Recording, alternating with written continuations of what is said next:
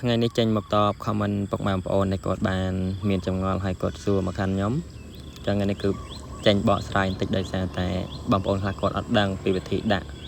ហើយនឹងពីការដាក់នុយបាទសម្រាប់ការដាក់នុយគឺវាអត់ពិបាកទេបងប្អូនគឺងាយហើយវីដេអូហ្នឹងគឺយូរដែរហើយបងប្អូនដោយសារតែរវល់ពេកអត់បានផុសចឹងក៏ថ្ងៃនេះក៏ឆ្លៀតមកផុសចែកជូនបងប្អូនទស្សនាហើយការយកនុយរបស់យើងទៅដាក់យកនុយកូនត្រីហ្នឹងគឺវាមិនពិបាកទេបងប្អូនគឺបាយយើងនឹងឯងបាទគឺបាយយើងយកទៅដាក់ទៅ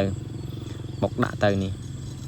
គឺយើងបុកដាក់កូនទ្រូមានផ្សាច់លើពុកម៉ែទេដាក់ទ្រូធំបាទទ្រូតូចក៏បានដែរហើយវីដេអូហ្នឹងការពីទឹកតិចតែដោយសារតែខ្ញុំមានការរវល់វក់នឹងរត់ត្រីពេកទៅក៏អត់បាន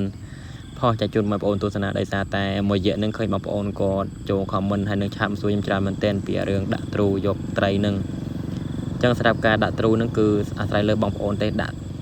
សាកមើលទៅនៅកន្លែងបងប្អូនក៏លោវាថាវាខុសកន្លែងខ្ញុំអីចឹងទៅមានអាទ្រូខ្លះវាចូលអាទឹកជ្រៅខ្លះចូលទឹករែកអញ្ចឹងទៅចឹងអាស្រ័យលើបងប្អូនអ្នកដាក់ទេសម្រាប់ការដាក់យកនុយនេះគឺយើងអត់ពិបាកទេបងប្អូនយើងដាក់មើលវាពិសោធន៍មើលទៅថានៅកន្លែងបងប្អូននឹងវាចូលទឹករែកឬទឹកជ្រៅអញ្ចឹងខ្ញុំដាក់ជ្រៅផងរែកផងដើម្បីដឹងថាវាចូលឬមិនចូលអីចឹងទៅអញ្ចឹងយើងចំណាំមើលខ្លួនឯងបងប្អូនហើយការដាក់នុយនេះគឺដូចខ្ញុំនិយាយយ៉ាងឯងគឺយើងមានតបាយយើងនេះបុកបាយដាក់ទៅអញ្ចឹងយើងអត់ពិបាកទេងាយស្រួលអញ្ចឹងគឺការដាក់នុយនឹងឯងហើយសម្រាប់ការនុយនេះដូចខ្ញុំនិយាយអញ្ចឹងបងប្អូនអត់រើសត្រីទេត្រីអីក៏វាស៊ីដែរអញ្ចឹងបងប្អូនឃើញស្រាប់អីហើយបើរឿងចូលវិញគឺបើថាណាវាត្រូវវិញសឹងថា50-60ទៅវាទ្រូមួយណាវាអត់សូវត្រូវក៏វាទៅតាមនឹងឯងហើយដែលទៅនឹងគឺតែ2-3នាក់បងប្អូនខ្ញុំនឹងឯងទៅរកត្រីនិយាយរួមទៅគឺយើងរកធម្មជាតិអញ្ចឹងមិនសូវនឹងបានច្រើនទេបងប្អូនបានតិចនឹងឯងហើយការដាក់ទ្រូរបស់យើងគឺបានទៅតាមនឹងឯងមានទ្រូខ្លះចូល4-10-20ទៅទ្រូខ្លះក៏ចូល50-60ទៅហើយវីដេអូហ្នឹងដូចខ្ញុំបញ្ជាក់អញ្ចឹងវីដេអូហ្នឹងការតាំងពីទឹកតិចតែដោយសារតែបងប្អូនគាត់មានចង្អុលច្រើនអញ្ចឹងក៏ឆ្លៀតយកមកចែកជូនហើយចែកម្លែកទៅកាន់ពុកម៉ែបងប្អូនដើម្បីឲ្យយើងចេះដឹងអីដើម្បីយើងចេះរកទាំងអស់គ្នាអញ្ចឹងបើសម្រាប់បងប្អូនដែលនៅតាមបណ្ដាស្ទឹងឬបឹងអីគឺអត់ពិបាកទេចែកពិសេសគឺស្ទឹងគឺស្រួលមែនតើអញ្ចឹងនុយយើងក៏នៅនឹងស្ទឹងយើងអាចដាក់បកាយដាក់ស្ទូចបានប្រភេទបងប្អូនគឺយើងអត់ពិបាកទេចឹងវីដេអូខ្ញុំក៏ចែកម្លែកតែពីការរកត្រីនឹងឯងដោយសារតែយើងមិនជំនាញខាងតំបន់ទេសចរអញ្ចឹងទឹកឲ្យបងផ្សេងគាត់ផ្សព្វផ្សាយទៅ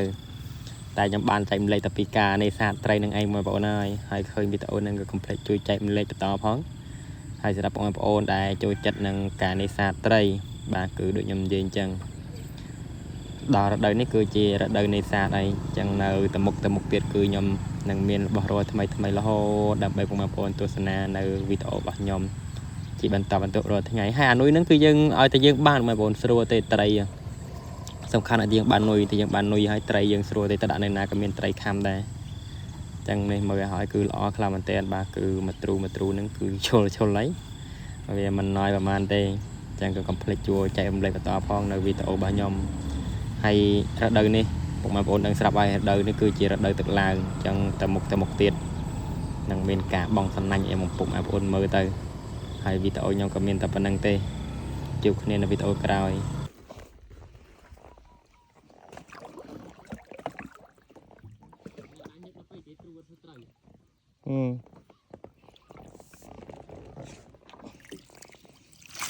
មក